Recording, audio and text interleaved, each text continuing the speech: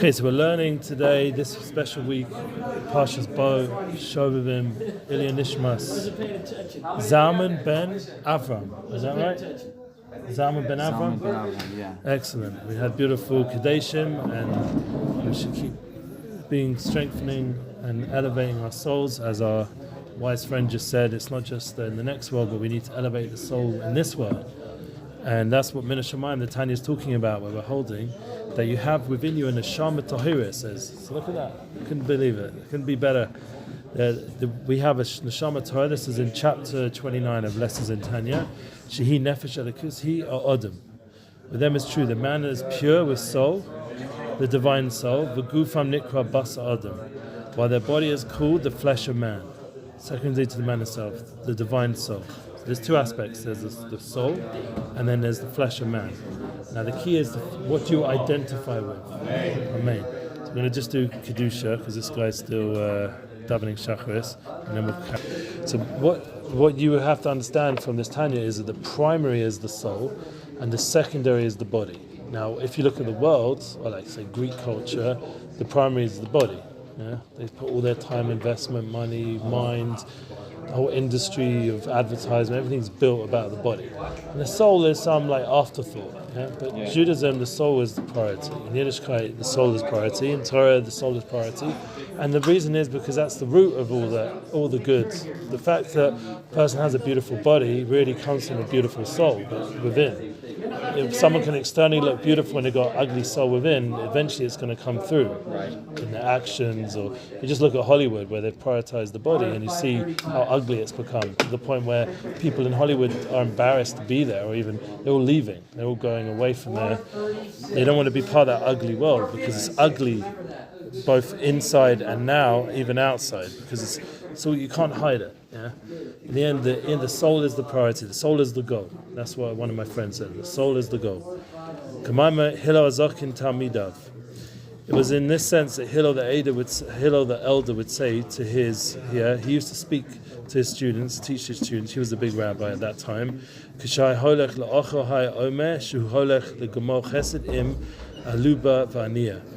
When he would go and eat, he'd say, I'm doing a favor to the lowly and poor creature. What does that mean? Hugufo, his body. Do you understand? He was a soul, Hillel the elder. We all are souls, and when he went to go eat, he was doing a kindness to his body, to his lowly, he called it a lowly poor creature.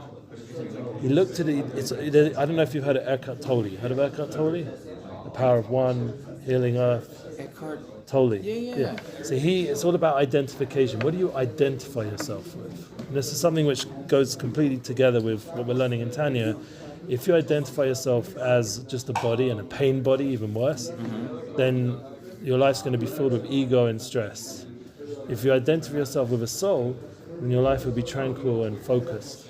It's two different lives, and it's all about what you identify yourself with. Same in how you think.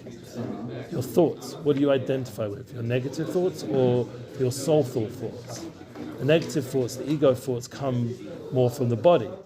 The soulful thoughts obviously come from the soul, and they're more elevated and spiritual and about doing kindness and learning and growing and doing what you did today, doing elevation for your father's soul. That's the soul talking.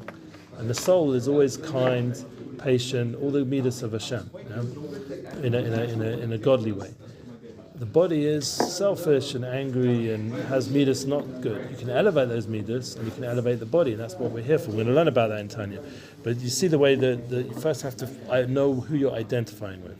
So Hillel the elder would identify with his soul, and therefore he would talk to his body like a lowly and poor creature, meaning I have to go do a favor, I have to take care of it. I have to eat a little bit, drink a little bit, but it's not my identity is the soul, and the body is there to service my soul, not I'm serving my body. Right.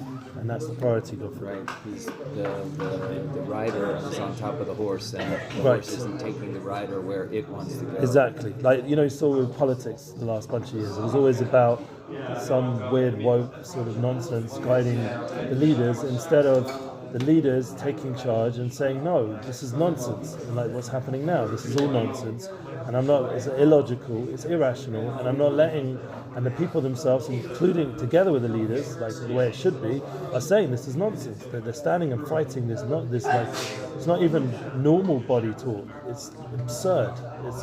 It's irrational. The body itself doesn't even help the body to distort the body. Yeah? What do they call it?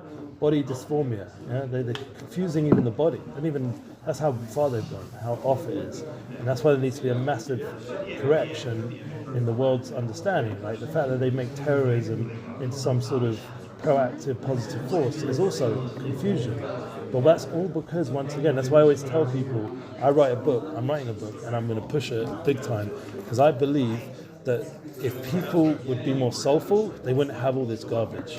If politicians would be more soulful, less obsessed with power and money, they would actually care about their congregants or their constituents and their people, and they serve the people. But MS, like, not that they just talk it and lie. They actually truly believe on a soulful level that they have an obligation in this world to listen to the soul, and therefore the soul wants to give and be altruistic, do the right thing, be moral, and that would guide the world would be in a different place if it would be more soulful.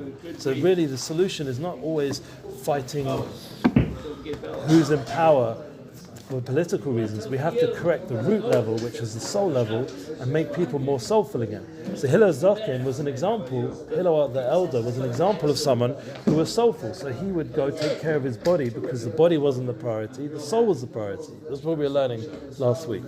Okay, so then he goes on to say, he says, Ki kamozeh choshev etzlo. He regarded his body as a foreign thing. Imagine that. All these politicians, imagine all the leaders would say, my body is a foreign thing. So I don't need to constantly take bribes and always put my own political power in front of everything else, and my own ego. They would say, my body is a foreign thing. That's not the priority. My priority is to live a godly life. Imagine people that way, including people in religious power as well. Yeah, the Pope and all these people, they're not really godly people. They claim to be, but they're not, because you can hear by the fact that they're permitting immoral things nowadays means that they're no longer godly. They're doing it for agendas and for power. You can sense all the corruption in the world. It's very obvious once you get more soulful.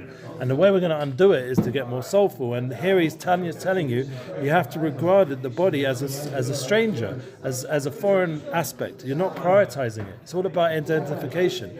That he was doing a favor by giving it food. Yeah, that for himself he was nothing than a godly soul. That's how Hillel regarded himself. You are a godly soul. Now, I used to talk like this to some people when I first started doing tshuva, some of the big rabbis in London, and they thought I'd gone mad. I need a psychologist or therapist or something. All I was doing was just living Chassidus. I didn't know how to communicate it to them because I was still newbie. I didn't really know where to find it. But once I started learning Tanya, I was like, wait, this is what I've been looking for. So what were you doing that scared them? Yeah, it was too spiritual for them. They're used to... What were you doing? I missed it. I was just telling them about the soul. And they were like, oh, he's a nutcase. Because, we're rabbis. What does it mean? We have a religious system, and you're my congregant, and don't get too spiritual on me, because I need you to just be like one of these dumbass religious people in my community, excuse my language, who just pays my bills. They don't want me to start becoming a spiritual being, because that doesn't suit their agenda as a rabbi, which sounds ridiculous, but they're corrupt rabbis. They've got power, they've got beautiful homes, they have communities who listen to them, and they don't want some new guy turning up and making a revolution for the soul, because that undoes their position, because now it's about the soul, not about their power and their ego. Yeah? Not that I was trying to take over his position, I was trying to get out of there. I wanted to get Teretz as well. But he was trying to prevent me to do that through my family, through the influence he had on my family, telling me, doctor, this, that. And I ended up only in yeshiva going to a therapist, and the therapist told me in yeshiva that I need to just learn more Chassidus. That was his answer. He said, this yeshiva or Sameach don't learn enough Chassidus, which they weren't back then.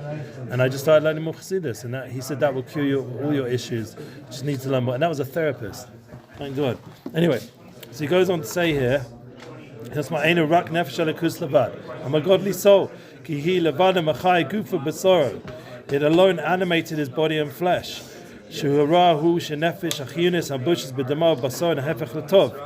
And that the evil that was in the vital, pervading their blood and flesh, has been transformed into what? Into good. And completely absorbed what? The Kabbalah Kedush Nefesh Elikis Mamesh b'Tzaddikim. And it gets transformed. Imagine that. Imagine now we're on a whole nother level. We're talking about the Tzaddikim. Tzaddikim transform their physical body. They don't just feed it and take care of it, but they transform it. Not only they don't identify with it, but they transform it into now a godly vessel for the divine soul. So the body becomes divine as well. It becomes absorbed in divinity and kedusha. That's the real goal of Yiddishkeit. Not to, like the Yoshkaniks went wrong. They thought you have to separate from the body, and they didn't. They like the highest level people in their religion are the ones most separated from the body.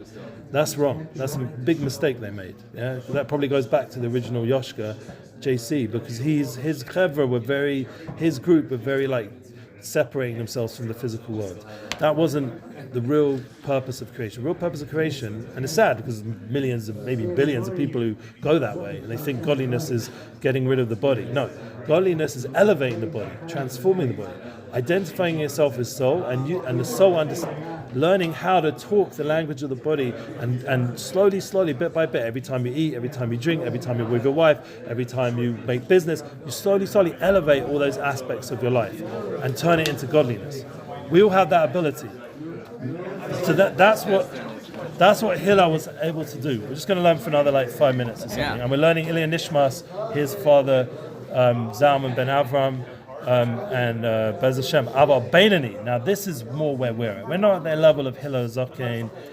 We're not at the level of elevating everything into Kedusha and transforming the Yetzer Hara and the Nefesh Bahamis, the animal soul, into holiness. We're by the level of the Beinonim. Let's be realistic. Now this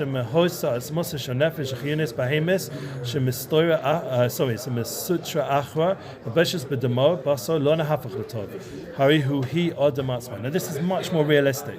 We can hopefully, that's why this whole book's called the Sefer Beinonim, according to some. Tanya is called the book of Inbetweeners. The ones who are able to work with the reality that they have an animal soul. With a Beinoni, since the substance and essence of the vitalizing animal soul stemming from the other side, which pervades his blood and flesh, has not been transformed to good, is indeed constituted to man himself. Yeah, so we have to be realistic that maybe I was a bit off my rocker in that sense, because remember, when I first did tshuva, Hashem gave me a tremendous light. It's called Gaddas Rishon. Maybe all of us, anyone who ever did tshuva, you have this moment of tremendous godliness. It takes over you, soulfulness. My earrings became infected and popped out. Every time I touched treif, I got violently ill, had food poisoning. It was as if God was taking over my body and my soul, everything. My whole life was just flipping. I stopped watching any media, nothing. I was just absorbed in, and I was coming from a completely secular world. About 6-7 months, a year before that, I'd run a nightclub called Pimps and Whores. I wasn't coming with a great, path of righteousness. I was doing the opposite. So suddenly Hashem just took over my life and switched everything up. And I lost the phone of all the girlfriends. Everything just started switching. The godliness took over. Only phone number I kept was my wife-to-be, and I don't even know she wasn't my wife then. She was just a very deep soul who I connected with. But somehow I filtered out all the nonsense, and she was the only person I stayed in touch with. So then I ended up marrying her, Baruch Hashem. But the idea of this transformation was amazing and awesome. And a lot of rabbis in that world don't understand it because they never went through it on such a revealed way themselves. Now, by now, probably they understand it more because there's much more Balat Tshuva, and hopefully they've done a bit of Tshuva themselves. But the idea that they've come to some humility, but the hope is that the vitalizing animal soul, to transform it, you have to be a tzaddik. But to deal with it and to accept it, that's part of your life, and you do have to identify with it on some level. Let's be realistic. Yeah, this is where maybe I went too far back then, but that was understandable because I was going through this godly experience.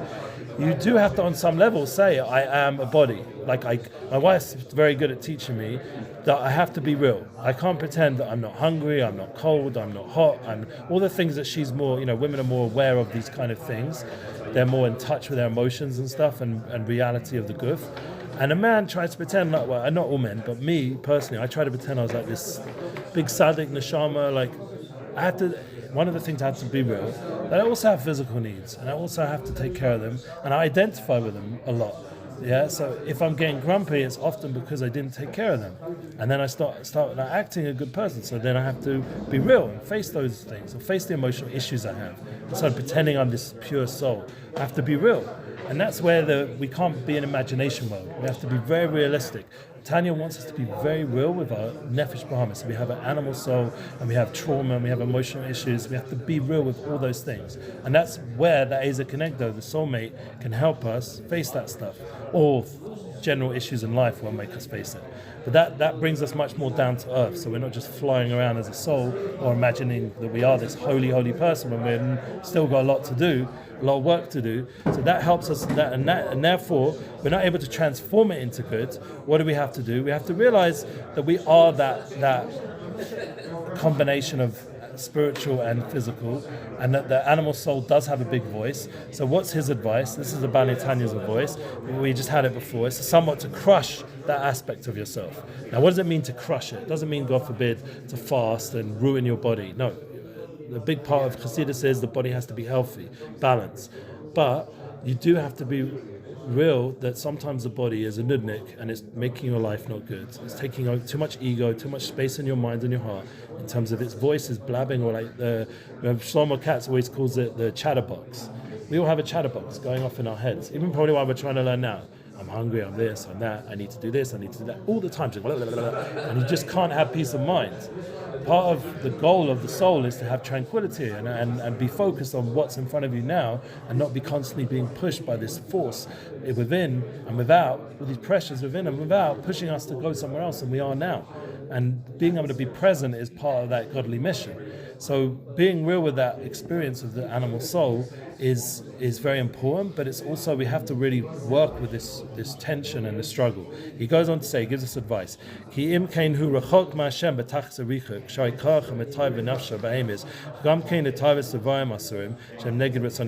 what happens? The problem is that the animal soul, they start to remove you from feeling close to Hashem. Why? Because you start to now want things not just that are permitted, which you should have, you need to eat and drink, but you start wanting things you shouldn't have, which are contrary to the will of God. Yeah? Which is, for example, the phones, the internet's filled with that stuff. Yeah? Trying to get you to look at things you shouldn't and want women that you shouldn't, and all kinds of stuff. And you see what everyone seems to be like yeshiva weekend. Everyone seems to be balling in America, with your old friends from over there, and they're all having parties in Miami. I don't know what, on these cruises, and you're looking at it and like, wow. I'm just about surviving over here. I'm in the Holy Lands, and really that's where everyone should be, but I'm not living it up like those guys, They're by that Saudi back, finally can close the deal. Yeah? Maybe I want to close the deal. His phone away. He's back in one of these Caribbean islands, and I can't close that deal. Yeah? Oh, it's okay, I don't need him. Yeah? It's the mover guy. I already took care of it. So he's off in it, so I'm waiting for him to get back so he can actually send me the contract and the deposit. But that's where these guys are. There's some Jewish people, thank God, they have a lot of wealth, and they use this time period to really bull, to have good fun with the body. We all know about it. Let's not pretend. We've all had those times. So that sometimes it can lead to forbidden things. Let's be real. When you're on one of these islands, I'm sure you're not only learning davening and doing chesed. There's other stuff going on down there. While he does not desire to do them, this is the difference. Then this very important Nakuda that Beinonim and the Tanya is explaining from the Nefesh of Bahamis. The animal soul is going to say, I want to do this stuff. But the Beinonim, the difference of a Beinonim and a Rasha, an evil person, is you never do it. We didn't go off to Maldives, dives with our girlfriend or whatever. We're not there. We're here. So we didn't give in to that side of ourselves that wants to bull and have party all day. We're not just doing whatever we feel like. We're trying to keep Torah mitzvahs. So we have those feelings and those drives, but we're never listening to them. But the difference with a tzaddik is he's repulsed by them. He's still not looking at them on Instagram saying, I wouldn't mind it.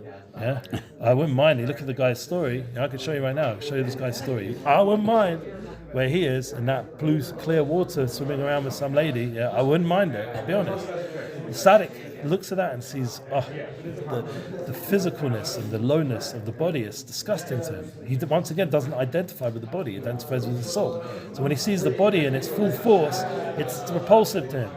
It's not that he doesn't, and he transforms that aspect. He marries in the right way, and he has a wife, and it becomes quite holy. and he elevates that aspect of that energy of taiva for women, desires for women. He elevates that energy. Us, we need it, we want it. Maybe we want it even in a forbidden way, but we don't ever get into it. Do you think it's possibly like a gift from Hashem that we're not in the position to do those things? Yeah, that's also, he's not testing us, which is great. Like, I don't have that kind of wealth and ability like, to just we, go pull and... we have enough for like the important things, Yeah. but not enough to Yeah, test and ourselves. that's also a credit to ourselves. We've actually chosen. We don't give ourselves enough credit that we've made certain choices. We've chosen to be in a community where mostly the push is towards Kedusha, towards Hashem. So we've made overall choices again and again that influence. We cage ourselves Yeah, in. we're real. We have Like these animals. no, like animals. Hashem. We've been clever that we have this animal drive pushing us, and we're not allowing the animal drive to get wild. The soul is running the show, and that's good. The goal is the soul, and therefore we're actually free. We're free now to serve God rather than be enslaved by animal soul. That was the mistake where people think that when you holding back from what you really seemingly want to do, you're holding back is actually freedom. That's the key. You're not imprisoned. You're sitting learning with me now. It's not imprisonment. Your soul's actually happy right now. You say, oh, I needed this food. Not because of me. Forget me. Tanya, the Tzaddikim. My soul needed the Torah. My soul needed to learn and how to redirect its thoughts again towards the soul and towards Hashem and towards mitzvahs and to appreciate what a gift it is, because it prevents me from being a slave to my body. Think about it. I mentioned before Hollywood, before you guys came, all those people are enslaved to their body needs. They literally spend all day serving their body, making sure it looks wonderful, and all day serving their people around them. They've got no freedom to just to connect to their essence and to do what they're really here for. And they get just stuck in that. They're suffering. That's why you see them in such pain emotionally and all these issues. Because they never can fill up that vacant point inside of them, because unfortunately they're living the path of Reshaim, of evil people. They're not listening to their soul, and they're not even protecting themselves from the animal soul. And there's no way, they're definitely not elevating it, and they're listening all day to the animal soul. They're making movies that encourage the animal soul, and therefore they have, God forbid, all the bad things that they've influenced everyone else on, that goes on their cheshbon as well. Whereas when we put our message to the world, we're trying to show that we're trying to do the right thing all day. We're not always successful at it, but that's our goal. So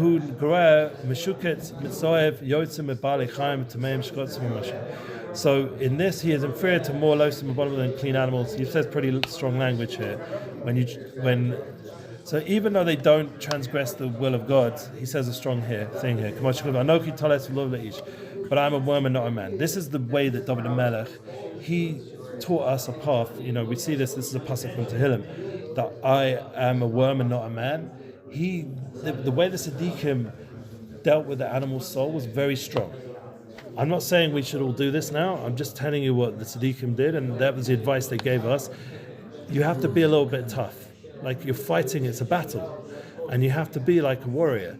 And a warrior means that you have to put the body soul in place, which means sometimes call it a worm, call it what it is, identify what it is. But it's disgusting, putting your area in some woman with nothing to do with you. It's disgusting, or even worse, just spilling it all over the place. This is the time of year we fix this. Shabbat. You don't just put your seed wherever you want. It's godly souls that are coming through your body, and they're there for a reason, to go in the right place at the right time with the right person. And you start to see. Make sure on Spotify to mark this plus 17. Yeah, exactly. No, but the Nakuda is that when that happens, God forbid. No, when that happens, what you're doing is even if you just smell the stuff, it's disgusting. Like there's so much hints to how disgusting it is, that once you start to really think about it with a soulful way of thinking, you start to not need it anymore. You start to have less of a drive for it, and you start to realize there's only one way to do it with please God, with the right person at the right time. And then you start to control yourself, work hard on controlling yourself in that area, because I want to keep all that sexual energy for my wife and not for anybody else. It's hard, I'm not saying. It's a massive fight nowadays. Probably one of the hardest things that anybody can do. But Hashem gives us the task. It's a hard one, but he gives us tools. And one of the ways, by learning about And David HaMelech saw this whole thing as like a worm, as like a low thing. We're going to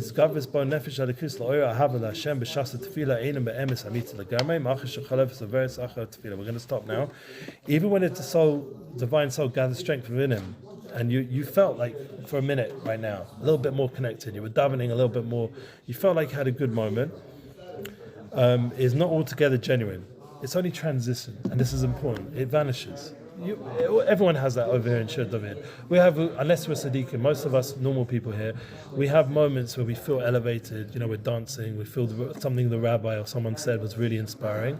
We have a godly moment, and then it passes, and then back to the whatever else is going on in Olam Hazeh in this world. So we have to be real that these are passing moments, but the point is, what happens is you start to train yourself more and more to see the world as it really truly is, and you identify more and more with the soul, and the more you strengthen the soul through learning and davening and kumzitz and chizuk and inspiration and kindness and all the good things that the soul wants, you feed the soul more and more. The more you identify with that, the more you're then able to lengthen that experience and become more godly, and it starts to influence those other moments. So you'll hold back a little bit. You won't go nuts on the steak, but you're a little bit of a steak, and you'll say, "This is for you, Hashem," for a minute. I mean, whatever, it will start to influence you in tiny little ways, and those tiny little ways are a big deal, especially in our generation. Any moment you hold back a little bit from this world and you make choices that are larger for your godly life are tremendous accomplishments for our generation. In my opinion, they're like bigger than all the generations before, and that's based on Chaim Vital and Arizal. It's not even my opinion, it's based on Tzaddikim. Any little movement towards even a kvetch, even like, I wish I didn't do that thing, or I wish I'd be more consistent with good things. Even those feelings, those emotional wanting the right thing are tremendous. And our generation in the true understanding is the highest generation in that respect, because we're the most tested, and we've got the lowest level vessel, like we're very physical, and yet we're able to still want godliness. So really, we are the achris, the end of days, becoming the first, the ratius. We're becoming the priority, because we're going to bring the whole world back to its purpose, to soul, because we're facing the body on the most intense way. There's never been such an exposure to such intense desires and soul. Think about what's going on. Like AI, just take AI, is literally going to create, or sex dolls that are coming, robot sex dolls, they're coming. That whole force is coming, and you can literally you could take the worst desires and you can create them through a machine and experience them on the lowest level. And it's all coming now. It's all available, and it's going to get more and more intense. So what's the point? Is to show that we're so close to the end where we're going to spiritualize everything. So the other side is showing its full force just before that. Like we see this whole wokeism. It's strengthened all this nonsense, and then suddenly is coming a voice of reason, a voice of the soul is suddenly knocking it out. And that's great, because humanity has had enough. There's only so far it can go into this low way of being, this disgusting way of being. And it's thank God, the human soul of humanity is fighting back now. And as the Jewish people, we have an obligation to lead that fight. And Bez Hashem, we should be matzliach. Amen. Amen. Amen. Sorry if it was a bit hard, raw, but we're dealing with the animal soul. It's pretty raw. Now's reality. the time of the year that we're supposed to be working on that, right? Yeah, Shovavim. These parshas, Bo coming in front and dealing with Paro, dealing with the leaving Egypt, leaving the exile. It's and going to the land of soul.